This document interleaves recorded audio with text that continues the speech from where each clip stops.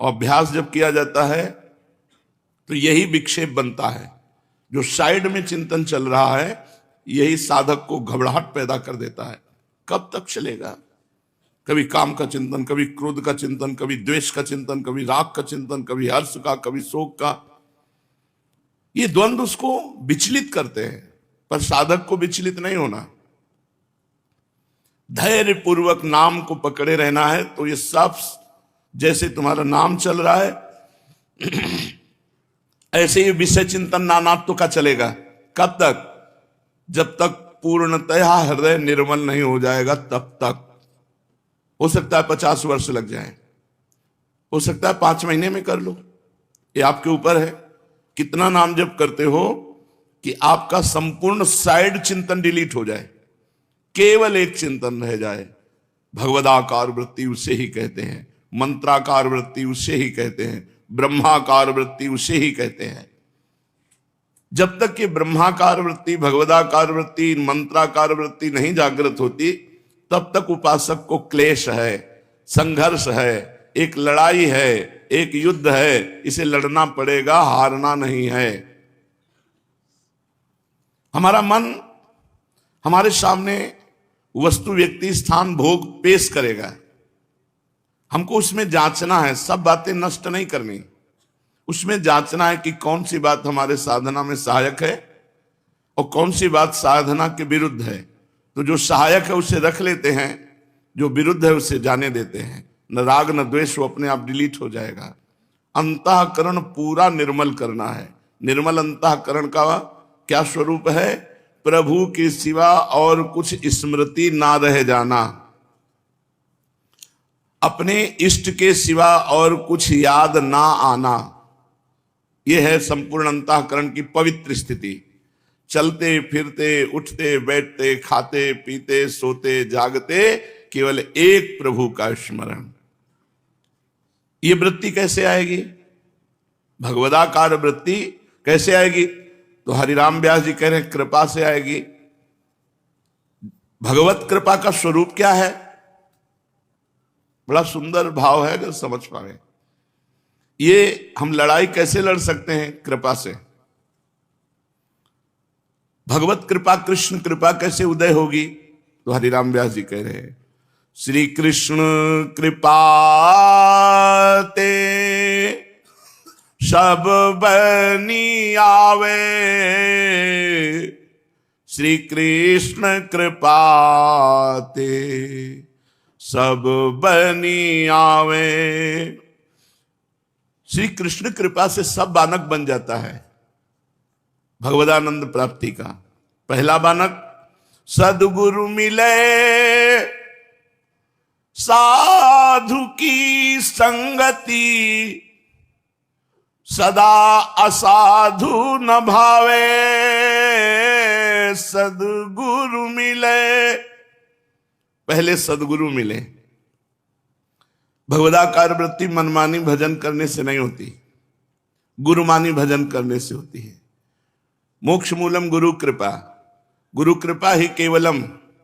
गुरुदेव की कृपा से ही परमार्थ की पुष्टता होती है, देहाभिमान का नाश और भजन में प्रीति। तो सबसे पहले उपासक वो कृपा पात्र है जिसने गुरुदेव का वर्ण कर लिया। गुरुदेव की कृपा से रोज सत्संग प्राप्त हो, साधु संगति प्राप्त हो और असाधु जन भावे नहीं। जो भक्त निंदा करते हैं, भगवत निंदा करते हैं, जो नास्तिक प्रवृत्ति के हैं, हम उनको भी प्रणाम करते हैं पर उनका संग नहीं करेंगे। जाके प्रिय न राम वैदेही, तजिए ताहि कोटि बैरी सम, यद्यपि परम स्नेही। यदि परम स्नेही संबंध भी हो और भगवान की प्रियता से रहित अंतःकरण वाला भगवत विमुख हो तो हम उसका संग नहीं करेंगे, प्रणाम उसको भी करेंगे, क्योंकि हमारे इष्ट देव उसमें भी विराजमान है। तो कृष्ण कृपा का स्वरूप क्या है?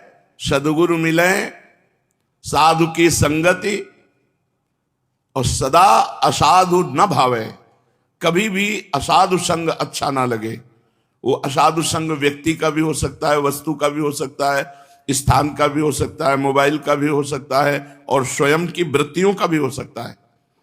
अंदर की जो वृत्तियां भगवत विमुख करने वाली हैं उनका संग न करे, असंग रहे उनसे, तो वो निकलकर नष्ट हो जाएंगी।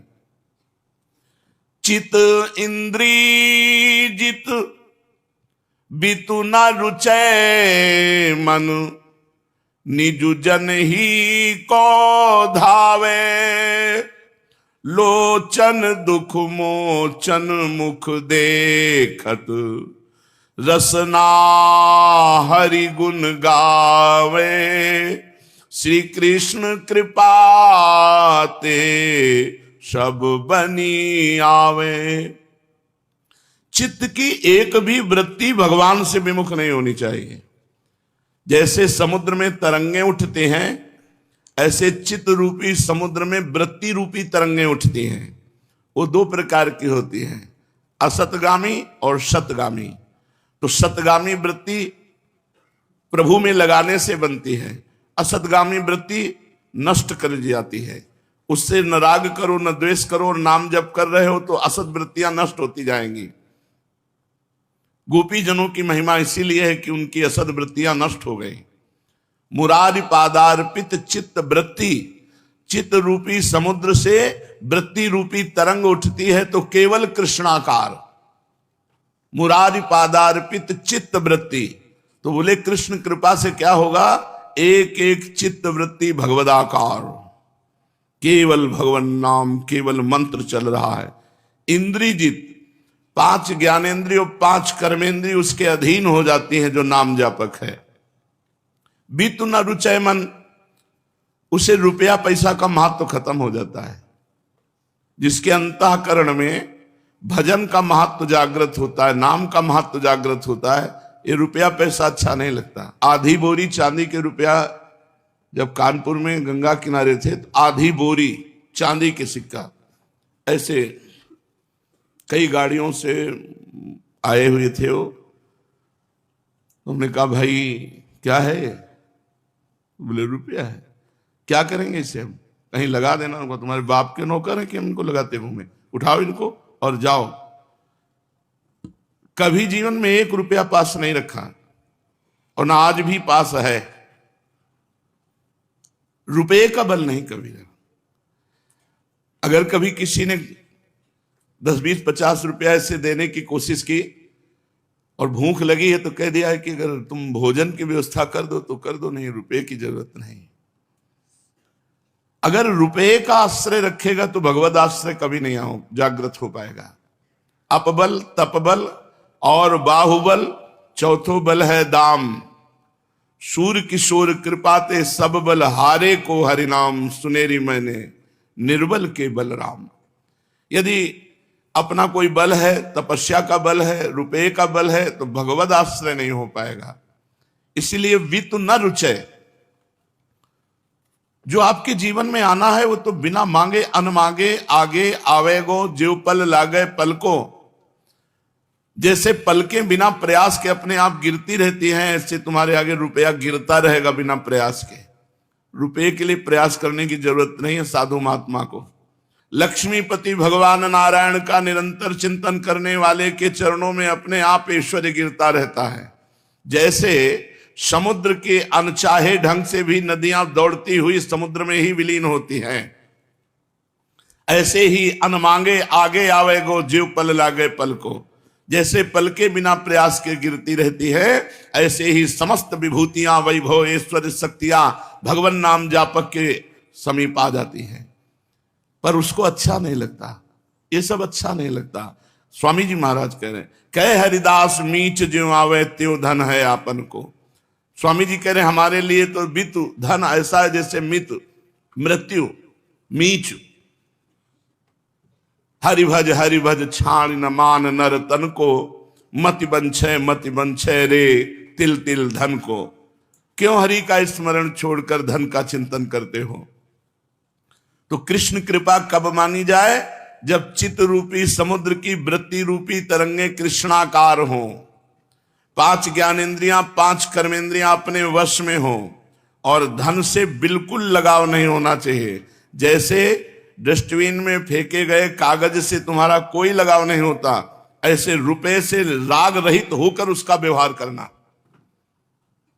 बिल्कुल राग ना हो। ये तभी होगा जब भजन होगा अंदर। भजन पर महत्व बुद्धि होगी तो रुपए पे महत्व बुद्धि नहीं होगी।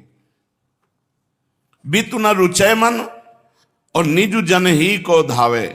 अगर उससे मिलने की इच्छा होगी तो किसी भगवत प्रेमी महात्मा के दर्शन संभाषण की, अन्य किसी विषयी पुरुष की, अन्य किसी विषय के लिए उसका मन जाएगा ही नहीं। फिर उसके लोचन दुख मोचन भगवान करुणा निधान मानस पटल पर प्रकट हो जाते हैं ये कृपा से, तो सदा सदा के लिए उसका दुख नष्ट हो जाता है। रसना हरि गुण गावे, अपनी वाणी से खूब भगवत चर्चा, भगवान नाम कीर्तन, भगवान नाम जप, दृष्टि भगवान के रूप सिंधु में। ये कृष्ण कृपा का स्वरूप। श्री कृष्ण कृपा ते सब बनियावे। जब तक हम कृपा पात्र नहीं बनते तो कृपा हमारे ऊपर है, पर हम उसका रसास्वादन नहीं कर पाएंगे। कृपा पात्र कौन है? जो मन वच क्रम अपने इष्ट के अधीन हो चुका है, अहंकार रहित है, वही कृपा पात्र है। मन क्रम वचन छाण चतुराई, भजत कृपा करी है रघुराई। जो मन वचन कर्म से चतुरता त्याग देता है, सरल भाव से भगवान के आश्रित रहता है। देखो ये एक दिन का खेल नहीं है, पूरे जीवन भर का खेल है। सरल हो जाओ, सहज हो जाओ, भगवान के आश्रित है। जो बिगड़ रहा है वो उनकी माया से, जो बन रहा है वो उनकी दाया से, दोनों उनकी है। तो बिगड़ने बनने में दोनों में हम सम रहें। अगर बिगड़ रहा है तो उन्हीं की माया से जिनकी हम आराधना करते हैं, और अगर बन रहा है तो उन्हीं की दाया से। बिगड़ने पर शोक न करें और बनने पे हर्ष न करें, सम रहें। साधक इस बात को पकड़ ले, कितना भी पतित हो जाए शोक न करे। नाथ आपकी प्रचंड माया है, नाथ जीव तव माया मोहा, सो निस्तरी तुम्हारी छोहा। आज हम बहुत गंदे हैं, लेकिन हमारे प्रभु की जिस दिन नजर हुई उस दिन हम परम स्वच्छ, परम पवित्र, स्वयं पवित्र और दूसरों को पवित्र करने वाले बन जाएंगे। सा तरति सा लोकाम तारयति। इसलिए मन वचन कर्म से प्रिया प्रीतम के चरणों का आश्रय लेकर उनका निरंतर भजन करो। कोई रसिक श्याम रस पीवेगो, पीवेगो सोई जीवेगो, पीवेगो सोई फूलेगो, तन मन देख न भूलेगो। पीवेगो सोई माचेगो, साधु संग मिली साचेगो राचेगो। कोई रसिक श्याम, रसिक कहते हैं जो प्रिया प्रीतम के चरणों का अनन्य होता है, श्याम कहते हैं श्रृंगार रस को। कोई रसिक ही प्रिया प्रीतम के श्रृंगार रस का पान करेगा। जो महामाधुर्य रस का पान करेगा वास्तविक उसी का जीवन है, और जो पिएगा वो फूला घूमेगा प्रिया प्रीतम के प्रेम में मत वाला। वो किसी के शरीर को देख करके या अपने मन की दशा देखकर कभी भूलेगा नहीं प्रिया प्रीतम को। जो पीवेगो सोई माचेगो, जो इस रस को पीता है वही मस्त हो जाता है। ये रस ऐसा है जो बेपरवाह कर देता है। साधु संग मिले राचेगो, उसकी शोभा है वो रसिकों के संग में ही शोभा पाता है।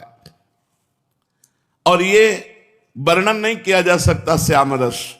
चाखेगो सोई जानेगो, जो इसका रसास्वादन करेगा वही इसका परिचय प्राप्त कर पाएगा। कहने कौन पतियाने गो, कहने से कौन विश्वास कर पाएगा। बिना रसास्वादन के प्रिया प्रीतम का प्रेम रस वाणी के वर्णन से किसी के अनुभव में नहीं आएगा। इसके लिए उपासना की जाएगी और कृपा पात्र बन करके इस रस का रसास्वादन किया जाएगा। व्यास दास जी भावेगो, जब हमारे हृदय का हर भाव प्रिया प्रीतम के दासत्व भाव से युक्त हो जाएगा तब अंग खवासी पावेगो, तब वो नित्य दासी स्वरूप सहचरी स्वरूप से प्रिया प्रीतम की सेवा में पहुंच जाएगा। अद्भुत वृंदावन की शोभा है जहां हमारे प्रिया प्रीतम विराजमान हैं। हेमस फाटित पद्मराग रचितैर माहेंद्र नीलद्रुमयी नाना रत्नमय स्थली भिरलित झंकार स्फुटद वल्लभी चित्रैः कीर मयूर कोकिल मुखैर नाना वीर गलैर लसत पद्माद्यैश्च श्रोभिर अद्भुतमहं ध्यायामि वृंदावनम। किसी किसी वृक्ष से स्वर्ण की कांति प्रकट हो रही हेम, किसी किसी से स्फटिक एकदम श्वेत कांति, कोई पद्मराग, कोई इंद्रनीलमणि। ऐसे तो वृक्ष हैं जो वृंदावन के वृक्ष हैं। ये कोई ऐसे नहीं कि हरे पत्ते और बस यही शाखा छाल पत्र पुष्प, ऐसे नहीं। कोई स्वर्णिम कांति हेमवर्ण, कोई स्फटिक मणि की कांति, कोई पद्मराग की कांति, कोई इंद्रनीलमणि की कांति वाले। और जो भूमि है वो स्वर्णिम भूमि है और रत्नों से जटित चित्रकारी की गई है। भौरे मड़रा करके गुंजार कर रहे हैं। लताओं में बैठे हुए सुख सारिका प्रिया प्रीतम का गान कर रहे हैं। भूमि में मयूर मंडली कुहुक कुहुक कर नृत्य कर रही है। अद्भुत सरोवरों में सुंदर नील कमल, श्वेत कमल, अरुण कमल, पीत कमल खिले हुए हैं। और ऐसे वृंदावन की कुंज में जहां अद्भुत अद्भुत कांति वाले वृक्ष हैं, प्रिया प्रीतम शैया पर विराजमान है। मैं ऐसा ध्यान करता हूं। तांबूल पानक मनोहर मोदकादिरम्ये लसन मृदुल पल्लव चारु तल्पे द्वार स्थितालभिरहो सुहृदावेक्ष वृंदावनम स्मर निकुंज गृहेर मनोज्ञम। जो शैया पर विराजमान प्रिया प्रीतम है उनको मोदक पवा रहे हैं, मनोहर शरबत, विविध प्रकार के रस फलों के, और पवा करके आचमन करा के सुंदर पान की बीड़ी और अति उत्तम कोमल कोमल पल्लवों की शैया पर जो लीला परायण श्री श्यामा श्याम हैं, उनकी ऐसी सेवा करके श्रीपाद प्रबोधानंद जी कह रहे हैं, मैं महासुख का अनुभव करता हूं। फिर सेवा करके बाहर निकल करके झरोखे में बैठ करके प्रिया प्रीतम पल्लवों की कोमल सैया पर खेल रहे हैं, प्रेम रस क्रीड़ा कर रहे हैं। ये मैं देख करके निकुंज के मनोहर स्वरूप का जो स्वरूप है प्रिया प्रीतम की रसमयी क्रीड़ा, वो झरोखों से देख देख करके अद्भुत सुख में निमग्न हो जाऊंगी। ऐसा कब होगा? त्रपित न मानत नयन कुंजरंध्र अवलोकितन, यह सुख कहत बनैन, यह जो कृपा हरिवंश की। अब क्वचिद्रति विमर्दित प्रसव तल्पकैः कुत्रचित् रतोपकरणान्वित प्रिय मृदु प्रसूनास्तरैः क्वचित् प्रमद राधिका मधुपति प्रवत्तोत्सवैः सदा नव निकुंजकैः स्मर सुमंजु वृंदावनम। अब वो प्रिया प्रीतम उस सैया पर क्रीड़ा किए तो वो मर्दित सैया है। पल्लव और पुष्प जो बिछे हुए थे वो प्रिया प्रीतम के प्रेम विलास से युक्त मर्दित सैया है। प्रमुदित होकर युगल किशोर जो क्रीड़ा कर रहे हैं नव नवायमान कुंजों में, उसका हम नेत्रों के द्वारा पान करते हैं और हर समय स्मरण करते हैं। श्रीपाद प्रबोधानंद जी कह रहे हैं इसी सुख को सर्वोपरि सुख कहा गया है।